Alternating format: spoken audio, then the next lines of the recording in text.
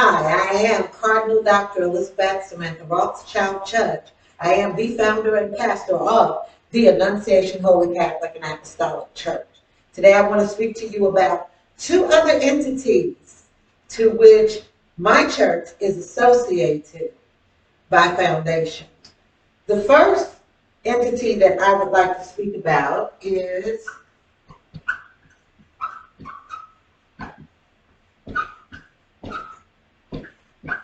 the Archdiocese, Catholic and Apostolic. The other entity which I will be speaking about is the United States Interfaith Confraternity.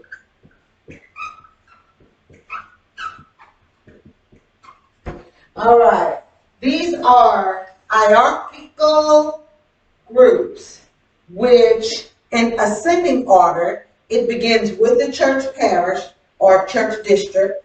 It ascends to the Archdiocese, Catholic and Apostolic, and then ascends to the United States Interfaith Confraternity. First, let's speak about the Archdiocese, Catholic and Apostolic. It is the registry for the apostolic churches. The apostolic churches can be founded as either districts or parishes. Now, what is the difference between a district and a parish? A parish is 501c3, tax exempt, tax deductible, eligible for donations. A district is not, and that's the mere difference between those. When a church registers as an apostolic district, the first goal is to become a parish. In other words, to become donation eligible for 501c3 tax exempt, tax deductible donations and gifts. The Archdiocese, Catholic and Apostolic, is named as such because my church, Annunciation Holy Catholic and Apostolic Church, is of that the capital sanctuary. In other words, my church, Annunciation Holy Catholic and Apostolic Church, is the headquarters company or organization, the headquarters organization for the Archdiocese, Catholic and Apostolic. So it is the capital sanctuary. Now keep in mind this, my church, Annunciation Holy Catholic and Apostolic Church, is not the cathedral. For the apostolic faith, we are still searching to see whom God has inspired with the endeavor to build the apostolic cathedral.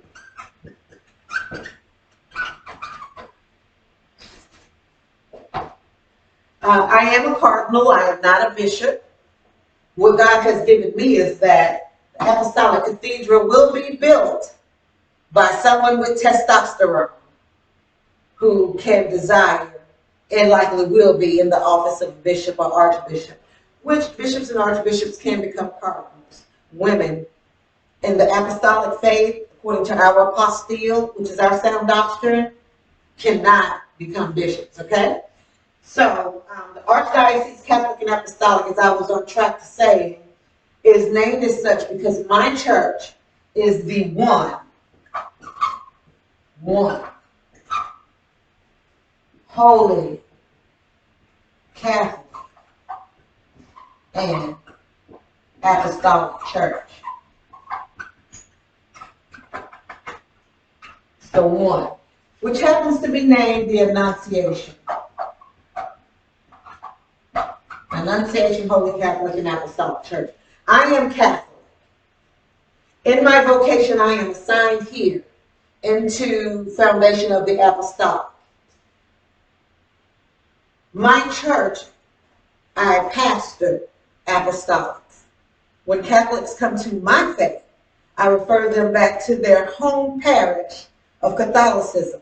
9 out of 10, I'm just sending them home to get their vocational assignment because, you know, the priests have all gotten mixed up with the laity, and it is hard to make the difference and define who should be in vocation and who shouldn't in this particular endeavor of the Roman Catholic faith in the name of the Lord and our Savior, Jesus Christ. All right, so the Archdiocese contains more than just apostolic churches. It contains the one Holy Catholic and Apostolic Church. So it's Archdiocese Catholic and Apostolic. Without my church as the capital sanctuary, it would just be Archdiocese Apostolic. Okay, or the Apostolic Archdiocese, which that's not it. It's Catholic and Apostolic. My church is Catholic and Apostolic because I'm Catholic and I have to be a member of my church.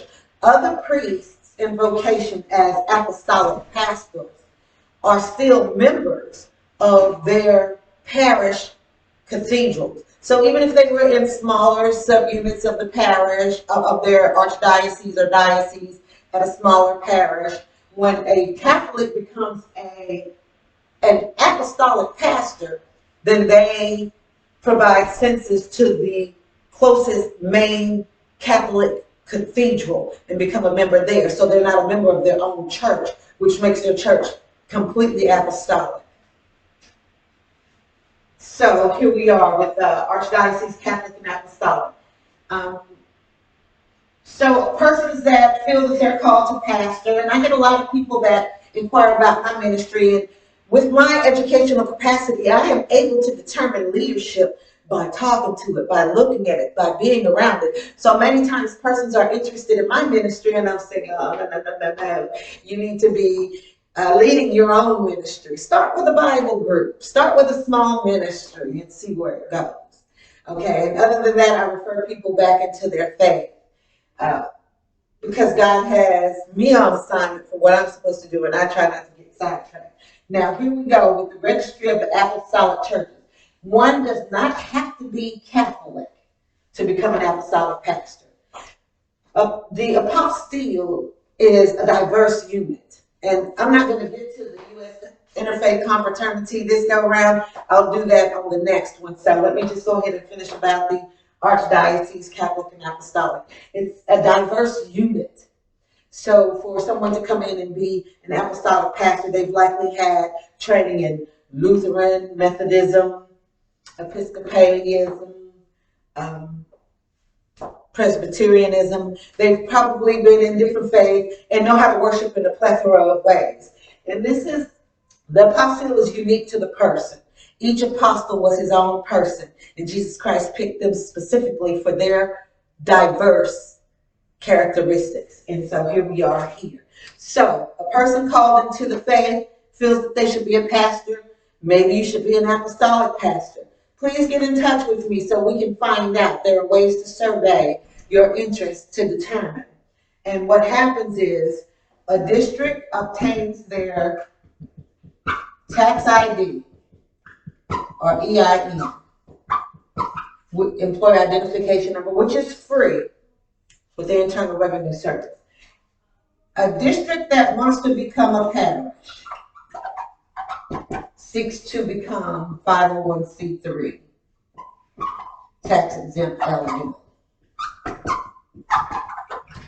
All right. And that's pretty much the gist of it for the Archdiocese Catholic and Apostolic, the beginning phases of it. There are many leadership positions available. The work is plenteous, but the laborers are few. I am the founder and overseer of the Archdiocese Catholic and Apostolic, and there are very many positions available for interested persons of leadership who feel maybe this is what they should be doing. Thank you all for listening, and I'll get back with y'all another time about the U.S. Interfaith Confraternity. You have a very blessed day.